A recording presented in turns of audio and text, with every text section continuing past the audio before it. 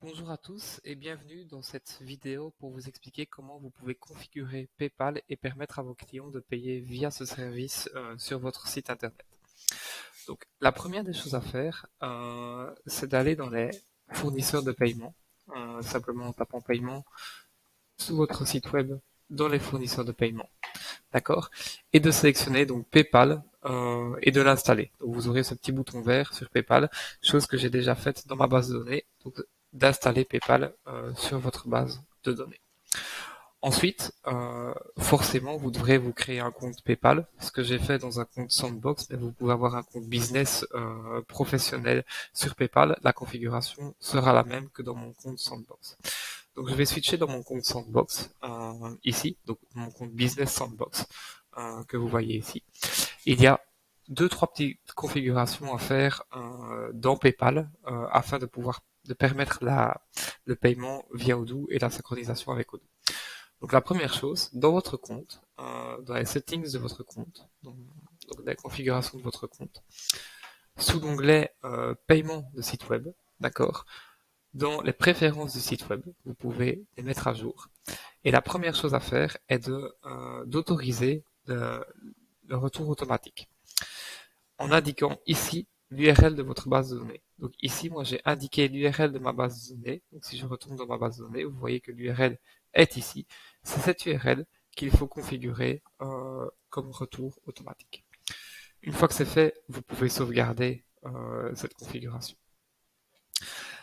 Le deuxième setting à faire dans PayPal, c'est toujours dans le même écran. Une fois que cette configuration est faite, c'est d'aller dans la section transfert de données de paiement et d'activer les transferts de paiement. Une fois que ça aurait été activé, vous verrez ici que vous aurez un identifiant, un token identifiant que vous pouvez simplement copier, d'accord, de cette façon.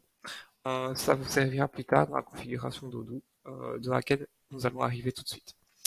Donc, une fois que cela est fait du côté de PayPal, on peut retourner dans Odoo, c'est tout simplement sur le fournisseur de paiement. Vous allez pouvoir identifier et activer deux choses. Premièrement, votre adresse email, l'adresse email qui vous sert de login sur votre compte business. Ici, vous voyez que c'est mon adresse Sandbox pour mon compte business, d'accord? Donc, ce sera votre vraie adresse email de votre compte professionnel, d'accord? Et vous pouvez coller le token que vous venez d'aller chercher dans la configuration de PayPal, comme expliqué, dans ce champ d'onde. Une fois que c'est fait, vous pouvez soit passer PayPal en mode test. D'abord, c'est un conseil qu'on peut vous donner tout d'abord sur une base de test forcément. Et une fois que ça sera testé, en mode activé. Et publier euh, la méthode de paiement pour qu'elle soit disponible sur votre site internet. Bien entendu, vous pouvez aussi configurer d'autres choses dans PayPal. Vous pouvez notamment configurer les icônes de paiement que vous pouvez voir. Vous devez configurer un journal relatif au paiement qui sera utilisé pour encoder les paiements qui sont faits via ce moyen de paiement. Vous pouvez le rendre disponible uniquement pour certains pays. Ici, j'ai décidé de le rendre disponible pour tous les pays. Vous pouvez indiquer un montant maximum pour la transaction autorisée via ce moyen de paiement.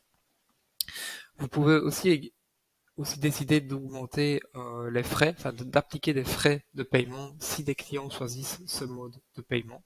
Donc des frais domestiques ou bien des frais nationaux, des frais fixes. Vous pouvez ajouter tout type de frais, enfin, en tout cas ce type de frais au paiement client. Donc pour impacter le paiement client et ne pas le subir vous dans votre société. Et dernière chose, vous pouvez définir des messages, donc un message d'aide, un message d'attente, un message une fois que le paiement a été effectué, ou un message si le paiement a été annulé. Une fois que ces configurations sont faites donc, et que le mode de paiement est publié, je vais pouvoir me connecter tout de suite avec un utilisateur. Donc sur le site web, je vais me connecter en tant qu'utilisateur privé pour faire un achat. Donc, bien sûr, dans la boutique, je vais pouvoir sélectionner un produit, par exemple la chaise de bureau, l'ajouter au panier. Forcément, je vais suivre le processus de checkout et je vais procéder au paiement. Je vais remplir mes informations, bien sûr. bga@nalios.be, hop, un numéro de téléphone. Nalios,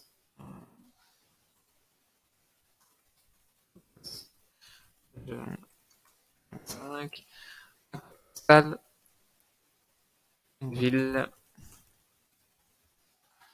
et un pays. Une fois que ceci est fait, je vais arriver dans l'interface de paiement et vous allez voir ici que l'interface, le moyen de paiement PayPal est en mode test forcément, mais en tout cas est sélectionnable. Vous voyez que les icônes de paiement sont visibles en fonction de ce que j'ai choisi. Je peux en montrer plus si nécessaire. Vu qu'il n'y a qu'une méthode de paiement disponible, je ne dois pas sélectionner, je peux payer directement. Et simplement, en payant via PayPal, je vais être redirigé vers PayPal, du coup le compte PayPal, là où votre client devra forcément se connecter. D'accord? Il va pouvoir utiliser son adresse email. Donc ici, je vais utiliser l'adresse email Sandbox qui a été créée pour mon compte personnel. D'accord? Donc c'est le client qui va devoir utiliser son compte personnel avec son mot de login et son mot de passe. Le client sera donc connecté, il va pouvoir choisir le moyen de paiement qu'il a configuré dans son compte PayPal. Donc soit par Visa, soit par Credit Union, peu importe. Et quand je vais continuer, simplement, je vais pouvoir payer ma transaction via PayPal.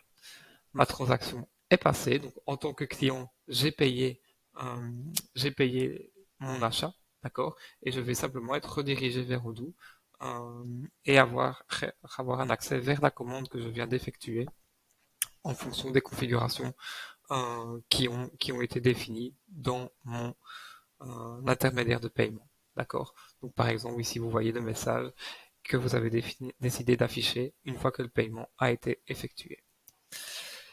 Si je consulte mon compte PayPal Sandbox, mais mon compte professionnel, je vais pouvoir voir ici, je vais remettre mon mot de passe, une seconde. Voilà. Je vais pouvoir voir, je vais me reconnecter pardon avec mon compte business. Forcément, j'étais connecté avec mon compte personnel. Hop, remettre mon mot de passe. Et une fois que je suis reconnecté avec mon compte business, je vais pouvoir voir toutes les transactions forcément qui ont été effectuées dans mon compte via mon interface PayPal. Donc ici, vous allez pouvoir voir toutes les autres transactions et vous allez voir que la dernière transaction a bien été encodée ici. Pardon, oui, ici. Elle a été complétée et j'ai un historique de mes transactions. Pardon, c'est celle-ci.